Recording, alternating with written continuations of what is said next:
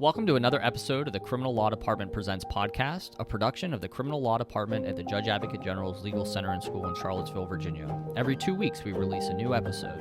Today, we're going to have a conversation about a recent opinion from the Court of Appeals for the Armed Forces. Please note that these episodes may contain facts and circumstances surrounding criminal trials. Listener discretion is advised. All rise! Hear ye, hear ye, hear ye. The Honorable United States Court of Appeals of the Armed Forces is now open and in session. God save the United States of America and this honorable.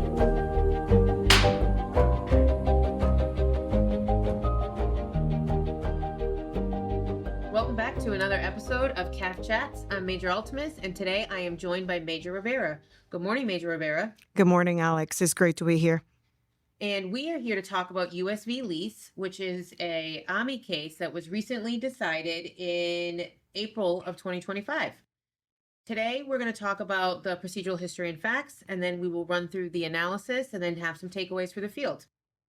So here, the military judge convicted the appellant, Leese, at a general court-martial in accordance with his pleas of 2 specifications of willfully disobeying a superior commissioned officer and 1 specification of assault consummated by a battery in violation of Articles 90 and 128 of the UCMJ. The military judge sentenced the appellant to be reduced to the grade of E2, to be discharged from the service with a bad conduct discharge, to be confined for 14 days for the first Article 90 specification, to be confined for 30 days for the second Article 90 specification, and to be confined for 3 months for the Article 128 specification. The military judge then ruled that the periods of confinement would run concurrently. However, what's interesting in this case is that the appellant had already received an Article 15 under non-judicial punishment for the 2 Article 90 specifications. The judge, in accordance with both the government and defense, agreed that Pierce credit applied. Now, they disagreed, however, on how the Pierce credit should be applied.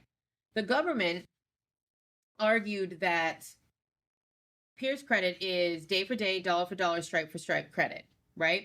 But the government's arguing that it should only be applied to the segmented confinement for the 2 Article 90 offenses, because that is what he received his Article 15 for, was with the 2 violations of Article 90, the disrespect. The defense, however, argued that the 28 days of Pierce credit that was agreed upon by all parties should be applied against the aggregate confinement, the total 3 months, because it was a concurrent sentence. So this is the first time post MJA 16 that we're kind of seeing how does Pierce credit apply to segmented sentencing.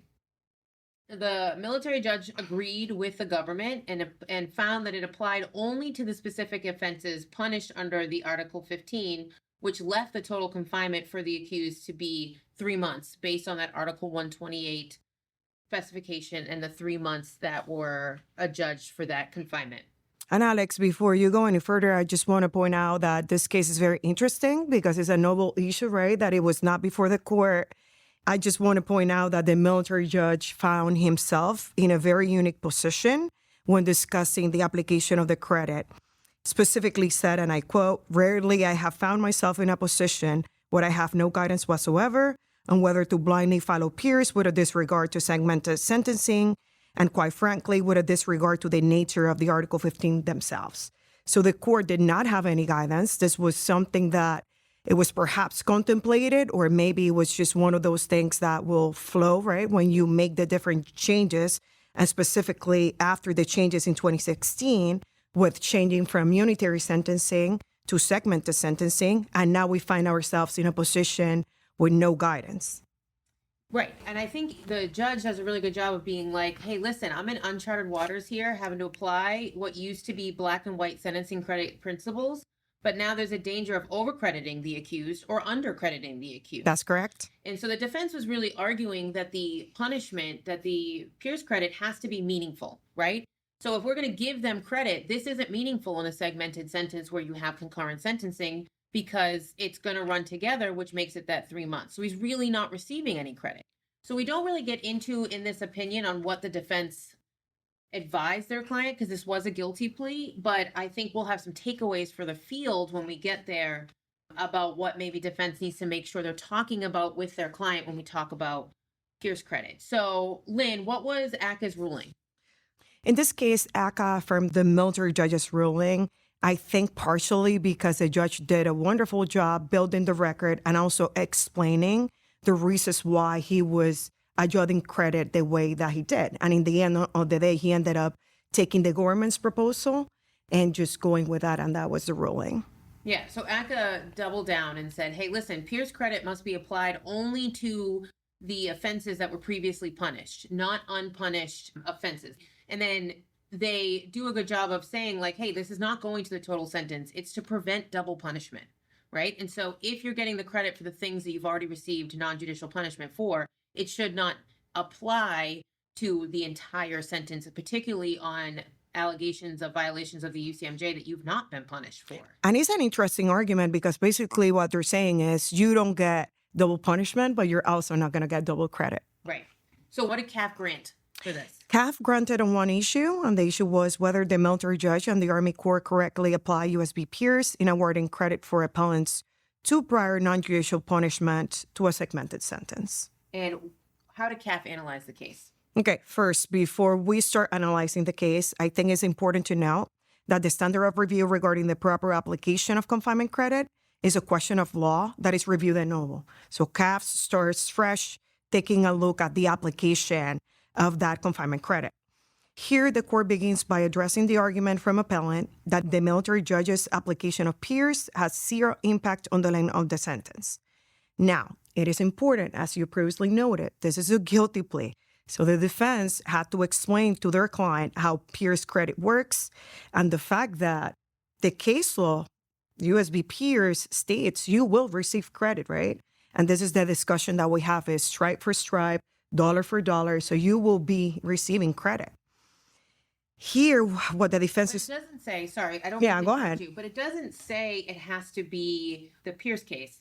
Doesn't say that the credit has to be meaningful. That is correct. And that is an interesting take when the defense is arguing and they come up with that specific wording of meaningful. There's nothing in the rules saying that it should be meaningful. There's nothing in the case law saying that it has to be meaningful, just that you have to receive credit for those previous NJP. While Pierce does not say that it has to be meaningful, what does it appear the defense is trying to analogize this to?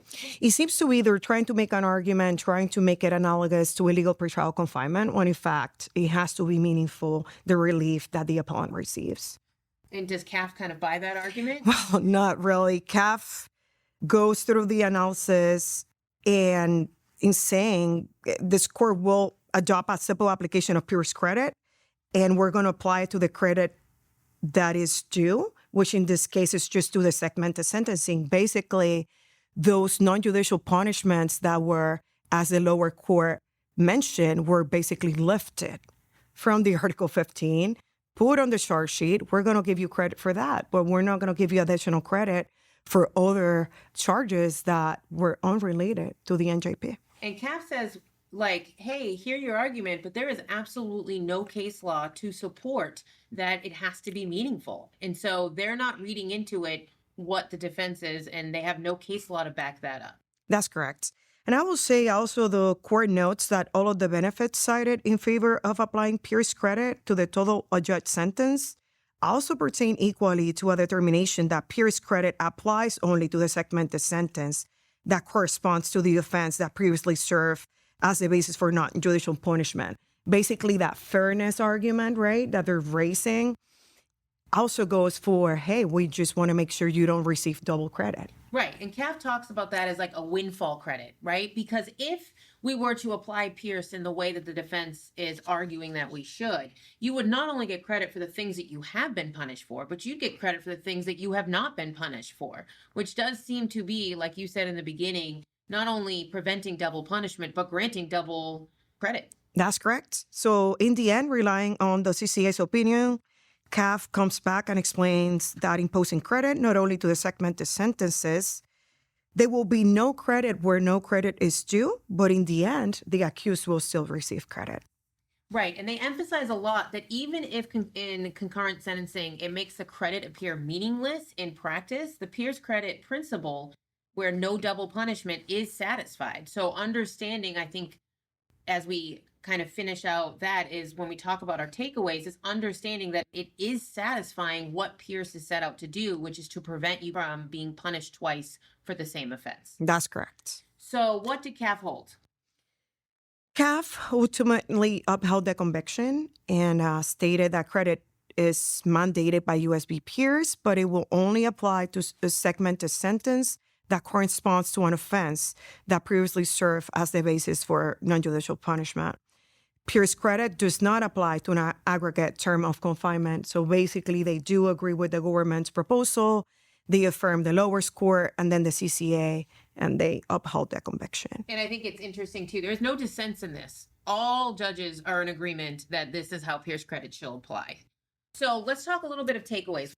I think first I want to ask you, the defense seemed to not raise what Pierce credit was going to be until they were in their guilty plea. Do you think there's some benefit to defense potentially bringing this up sooner to find out how the court is going to apply Pierce credit, and if it is? I think that's one of the takeaways for defense counsel. You have to understand now with this opinion with what the application of USB Pierce or Leese credit, you have to understand what are the potential repercussions, right? Because potentially that accused your client that you were having conversations with about potential application and saying you will get 14 days of credit or 28 days, right? The math might be different. And now we have to understand that. And I think potentially that will be part of our negotiation during the guilty plea phase. But I think it's interesting, too. So I don't know in this guilty plea, and the case is silent on whether or not it was just confinement was given a range or what this was going to be in the guilty plea. But it doesn't say whether or not it was concurrent or consecutive. But I think C.A.A.F makes a point that it's not really going to matter if it's concurrent or consecutive, that whether the MJ determines a sentence to confinement shall run concurrently or consecutively, the result is the same. The accused receives relief that is effective and meaningful towards the offense for which he has already been punished, and not towards an offense for which he has not. So even in this case, if it had been a consecutive finding, right, and we still apply to that segmented, he would have been in a worse situation because he still would have had those 15 days extra from Spec 2 that wouldn't have been covered by the pretrial confinement. So I think that is something that can be negotiated in terms of concurrent versus consecutive, but I think the result is the same. No, I think that's an important consideration. And I think as I was reviewing some of the takeaways for the field, it got me thinking, what about punitive exposure? If we're lifting those charges from a charge sheet and we are preferring charges and just putting it on the charge sheet, is that going to make a difference? Because now you're potentially increasing the accused exposure. But we do know, right? And I think that's interesting because I was talking about that in the office where I wasn't a huge, when I was a prosecutor, I didn't necessarily, if things had already been settled in Article 15, I wasn't likely to put it on a charge sheet. But what we know about NJP is that it's not convictions. It's not double jeopardy in terms of the actual constitutional right against double jeopardy, right? It's not a conviction. And so you can do this. But I think government, the takeaway for you is, do you want to? If you're going to lift right from the Article 15 and put on the charge sheet, the judge is going to do exactly what the judge did in this case, right? And you may get full credit for those. And so unless it's kind of, there's a tactical decision for it, I think understanding that you still are in charge of your charge sheet. You don't necessarily have to put the Article 15s on there unless you want the conviction or whether it's some tactical reason to do so. And I think for the government, you've got to be able to be on your toes and argue against this windfall relief, right? When sentences run concurrently. You have the discretion to charge what you want, but you need to be on the lookout for when defense is making this argument that they are not entitled to the windfall. They are entitled to the credit upon which their accused deserves, not everything. And Alex, I think you bring a wonderful point. You must have a reason, right? And when we're teaching students charging, what is your reason for charging this? Why do you want it on the charge sheet? And very well, as a prosecutor, you might have a wonderful reason to have it there. But now understand that you need to be smart and you need to be on your toes when it comes to sentencing credit. And how is that going to play out? And do you really need to go down that road, understanding there could be potential repercussions when it comes to negotiating a guilty plea, when it comes to sentencing credit, where perhaps otherwise you wouldn't have any sentencing credit. And also, it's just like making sure that the defense also understands, because I think there's a danger We didn't see that in this case, that potentially that client doesn't understand how is that credit. And I was very surprised that they didn't go down that road and we didn't have that in this specific case, but potentially having that client said, no, you promised me this was the amount of credit and that's not the credit that I got in the end. Right. And I think that's a huge takeaway for defense. We now have an answer. We now know unanimously from CAAF of how Pierce credit is going to apply to the new segmented sentencing, right?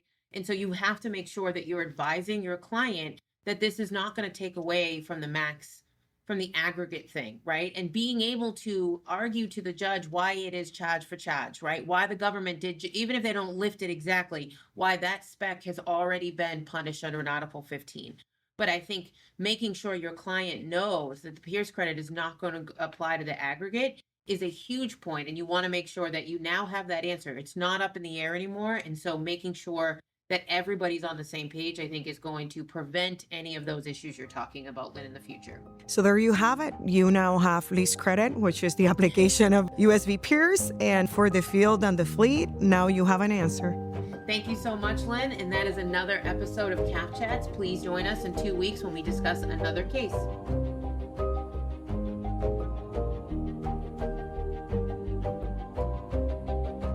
Thanks for joining us today for another episode of the Criminal Law Department Presents podcast. If anything you heard sparked a thought, we'd love to connect with you. Your comments help us create better future content for the field or the fleet. Reach out to us on Facebook or Instagram. The information can be found in the show notes for today's episode. The views expressed in today's podcast are those of the presenters and not necessarily the Judge Advocate General's Court, the Department of the Army, or the Department of Defense. Court thanks counsel for both sides. The court will stand in recess until further order of the court.